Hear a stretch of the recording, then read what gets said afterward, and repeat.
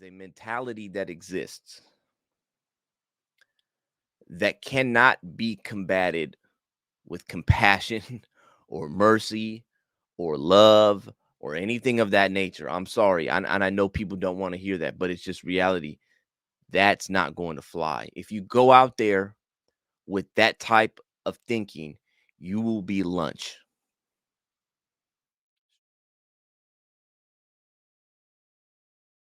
Policing. Yes, police should be held to a higher standard. 100%. They're being funded by the taxpayers. They're there to protect and serve the community. They need to be held to a higher standard. So I 100% get that. I agree with that. I think what these officers did was egregious.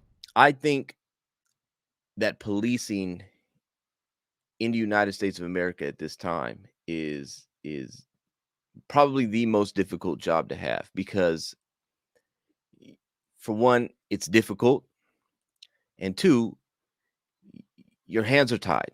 I think that people don't really understand the nature of the streets, first and foremost, right? They don't understand what they're up against. And I'm not apologizing for these officers' actions or any officer that does anything to, cause any kind of irreparable harm to an individual, but you have to understand the streets.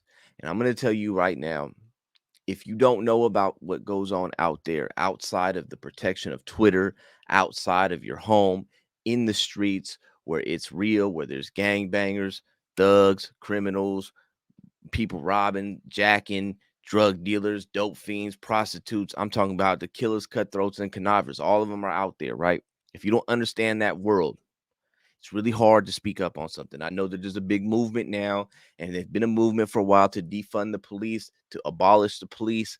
I understand these people's sentiments, but I also think these people don't understand what they're dealing with. The streets, there's no love out there. There's no mercy out there, right? This doesn't mean that as a police officer, you can go rogue. I just think that there is a mentality that exists that cannot be combated with compassion or mercy or love or anything of that nature. I'm sorry. And I know people don't want to hear that, but it's just reality. That's not going to fly. If you go out there with that type of thinking, you will be lunch. Straight up, man. I mean, listen, man, I spent a decade and a half locked up with all of the worst of the worst, right? There's a mentality that you have to have dealing with that. We can argue and we can go back and forth of how that mentality originated, but it doesn't mean that it's not there. It is. You have to be full throttle. And like I said, officers should definitely be held to a higher standard, but it's a jungle out there for real. And you got to be savage to deal with it. About a year, little over a year ago, um, I was invited by a friend to go train in jujitsu, right? Just take a class with him. It was a beginner class. I've never done jujitsu. I was never into any of those martial arts. I like boxing. That's about it. But he asked me, so I went. I did jujitsu, right? First time ever. I loved it. It was fun. It was a great workout. I've never had a workout like that, man. Um, I didn't know any techniques. I didn't know any moves. I didn't know none of that stuff. So when we were rolling afterwards and we got on the mat, obviously I was getting I could I'm an amateur, so I don't know nothing about it. So but it was fun and it was something that I walked away from thinking like, man, I could do this. Like I would love to train, once or twice a week, come here, train and do jujitsu. And I still have the desire to do so, right? Um, but I didn't. And the reason I didn't is because I can't afford to do it.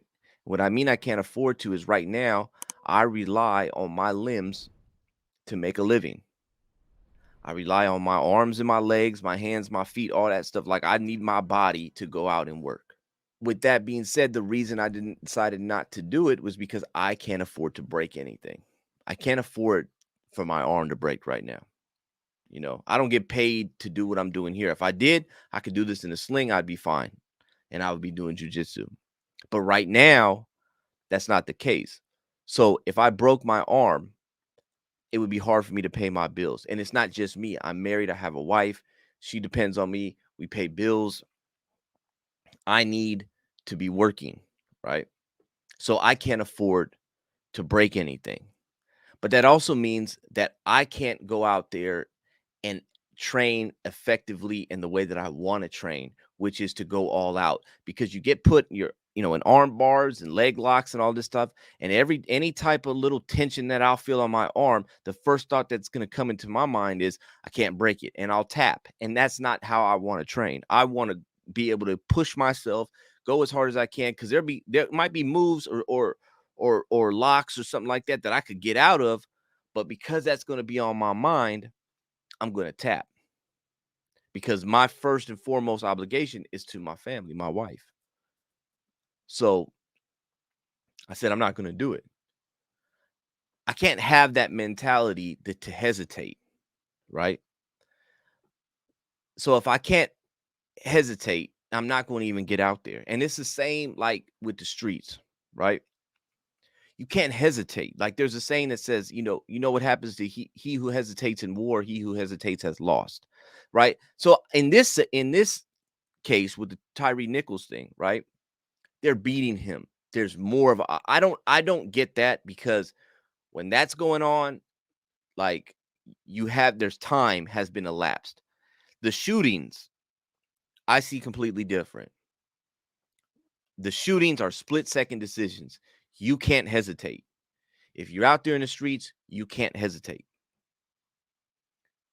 It's just like if you're out there in the streets, you can't have this mindset of I hope I don't go to jail. I hope I don't get shot. I hope I don't get killed. Like you have to that has to be eliminated from your thought process because that's not the way you play the game out there. You have to be full throttle because the next man ain't thinking like that. So as an officer, you kind of have to have that mentality, right? It kind of takes a wolf to defeat the wolf. And like I said, I'm not saying that they should be excused from any of these horrendous acts. But what I'm saying is that we as a society thinks that everything should be Disney and it's not Disney. It's disgusting. It's ugly out there. Right? With that, I would say like we have to be able to actually do the job. You know what I'm saying? Like you have to be able to actually go out there and police. I'm not no back the blue person. I'm not no, blue lives matter. I don't care about the police. And look, I'm not like the state is not my friend. I say that all the time. Like I know the state and giving the state more power is not what I believe in. I believe in smaller government and the police is just another agent of the state. But I also believe in reality. I also believe in structure and order, right? Um, when you're dealing with criminals and you're dealing with gangs and structure and those type of politics and the streets and stuff like that, it's a really unforgiving place. I say this all the time, and I'm going to say this right here. Like, when you get arrested, right? When you get arrested, they're going to house you. They're going to give you 3 meals. They're going to give you a place to sleep. They're going to give you a shower. They're also going to give you a lawyer. You're going to stand before a judge. You're going to get your due process. You're going to stand before a jury of your peers, be tried before a jury of your peers, and they're going to render a verdict. You get a lot. If you mess up in jail amongst convicts, they're going to have a meeting behind your back. A decision is going to be made without you knowing it, and you're going to walk out and you're going to get some steel in you. That's the reality.